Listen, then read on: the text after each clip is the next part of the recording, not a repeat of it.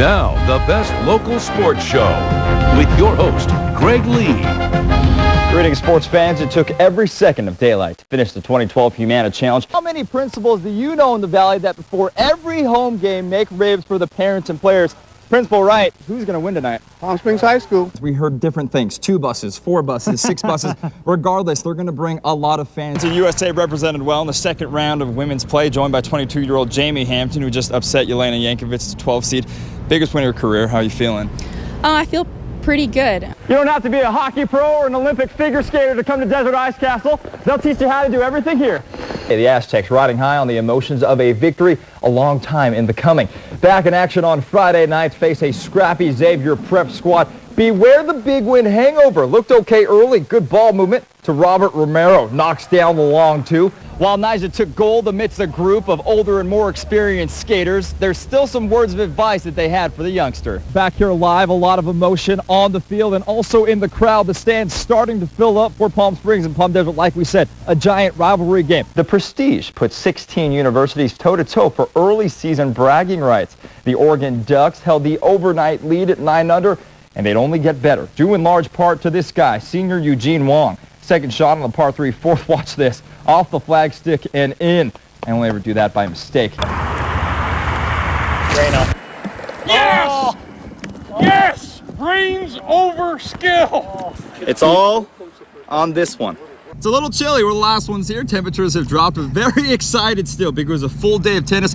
I have not picked against Palm Springs all year, and more so at home. They're undefeated 3 years at home at Ralph Walton Stadium.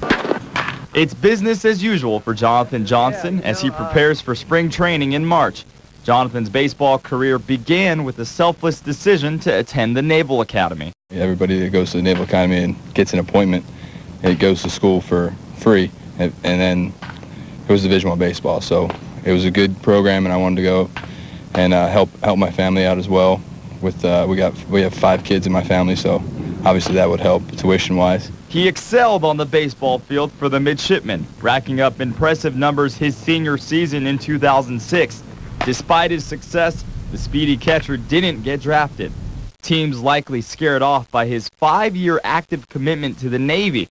A tryout with the Oakland A's in 2007 led to great news for Johnston during his first deployment in Asia. And they drafted me while I was on deployment, which was pretty cool because I heard through email and people pretty much told me. I had no idea. When he returned from overseas, he started a camp with the Kane County Cougars in Illinois, the Class A affiliate for Oakland. I had a great experience, played 36 games in Single A, and then my request to be released from active duty was denied, so I had to come back. Back to active duty, this time in the Middle East. His dream of playing professional baseball halted, if not crushed, by his duty to his country.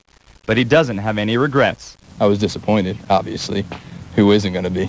But I had great experiences in the Navy, and I learned so much, and leadership and friends I've made, and just being able to practice that leadership and getting to a mature level that I am now, honestly, it'll make me a better baseball player. Sure. His Navy experiences also changed his outlook on the game. Yeah, you have to realize you're playing baseball. You know, this is a game. No matter where it is between the lines, it's the same thing. It's baseball. I've been through, the Naval Academy and all of the training that we've done there and the stressful experiences, and I've been able to experience that, and that just makes me, when it comes to another stressful experience, I can handle it. John has spent 2 years on deployment and away from baseball. Now he's been released and begins the long road to the major leagues. The first stop, California Winter League in Palm Springs, where his love for the game came rushing back.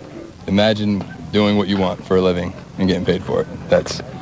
It's amazing. The paychecks start coming in early March when he reports to spring training for the Oakland A's, the team that stuck with him all these years. Meanwhile, his leadership and maturity inspires everyone around him. Part of it is just being a leader, being vocal, great personality, people skills. He talks to everyone, friends with everyone, so he's just a really good guy all around, and I'm glad I got to meet him when I'm out here. Fast day, look his eyes, I can tell. His mentality is really, really strong, stronger than probably anybody. And his baseball skills, they're turning heads too. Probably the best catcher we ever had. He's the best one so far.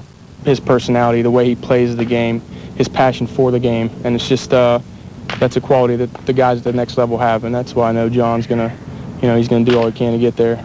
If he does get there, he'll join an elite group of major leaguers who also served in the Navy, including Hall of Famers Yogi Berra, Ted Williams, and Stan Musial.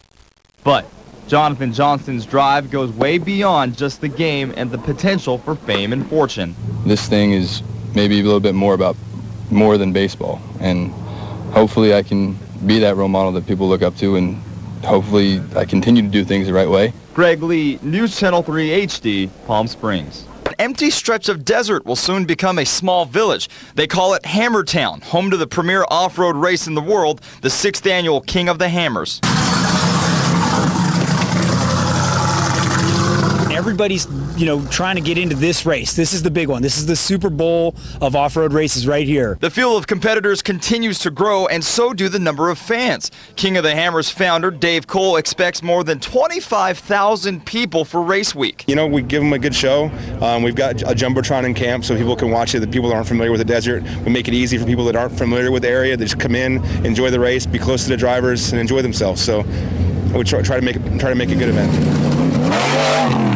The success of the event depends on safety, not only for the fans, but the people behind the wheel. This race in particular, they've been really good about safety. The safety standards for the car and the driver and co-driver are very high. We have to have a lot of special equipment. If you see actual flame, not smoke, but flame, I want you to pull this and hit this.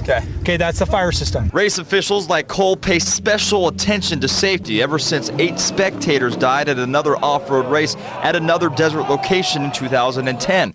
A driver lost control of his vehicle and went airborne into the crowd. Cole saw it happen. I will never forget it, and I don't ever want to be responsible for causing that kind of thing. I mean, a lot of things happen to make that happen, and a lot of things can be done to make it better now, and that's what we try to do. So just provide a safe environment. The King of the Hammers race tests not only speed, but creativity. Drivers must find a way to navigate through deep canyons with big rocks like these.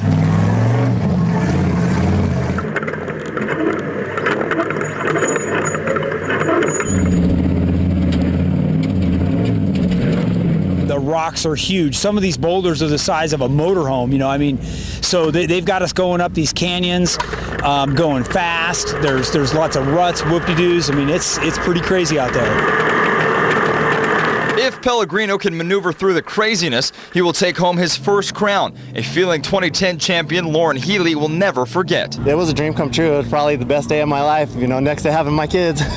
Qualifying races begin Tuesday and Wednesday. The main event begins on Friday. Greg Lee, Local 2 News in the Mojave Desert.